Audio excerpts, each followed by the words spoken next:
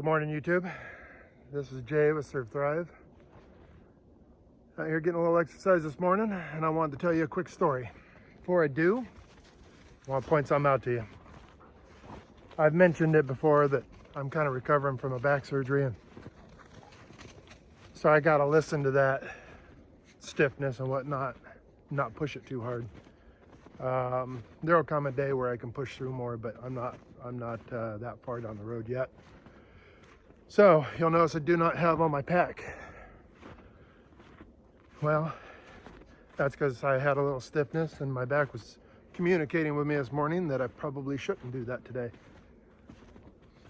But I am out here walking. I didn't let it put me in the house.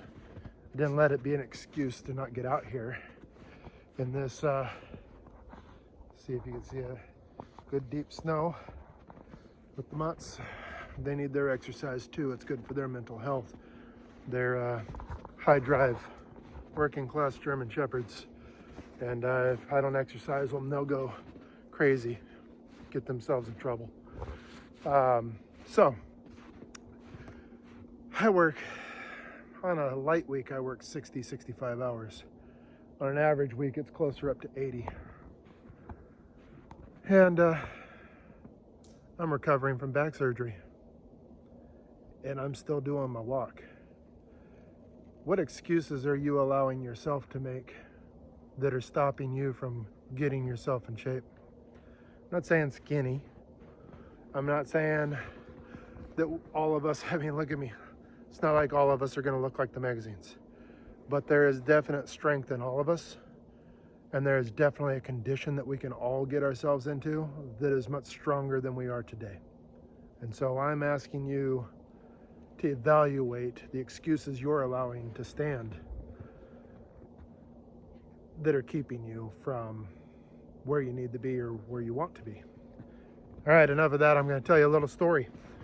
100% in the spirit of Surf Thrive. There's a man named Mr. Childers out of Alabama, small town Alabama. He's a small scale farmer, normal guy.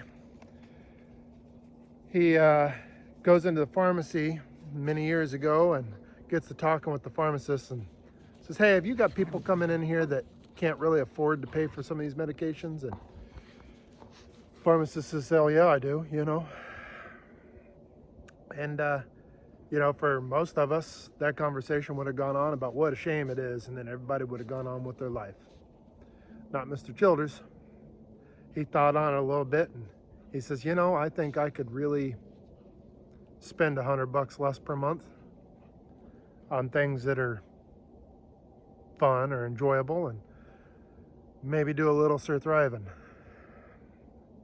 So $100 a month he dropped off to that pharmacist in cash, month after month after month after year after year after year. The money was meant to go towards prescription drugs that people could not afford. People are maybe not as fortunate as Mr. Childers was. He did that for years, and the only condition he put on the pharmacist was, if you ever tell anybody it's me, I'll stop showing up. Wanted no recognition.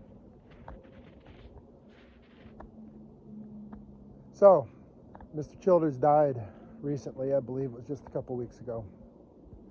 And the pharmacist said, I think that breaks my promise to this fine gentleman. Everybody needs to know. So at his funeral, the pharmacist had the honor of explaining to everybody, that's who this man was. What can you do?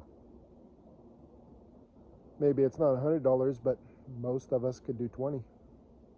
Sure, it means we got to give up something we normally would have spent that 20 on. But isn't that what it's all about? Maybe it's not a pharmacy. Maybe it's someplace where there's food. Maybe it's someplace where you got a landlord that does like low income properties, and maybe he's renting to some good folks. Maybe you can mysteriously drop off $50 towards their rent one month. Maybe you can do it a couple months. What excuses are you making to stop you from doing it?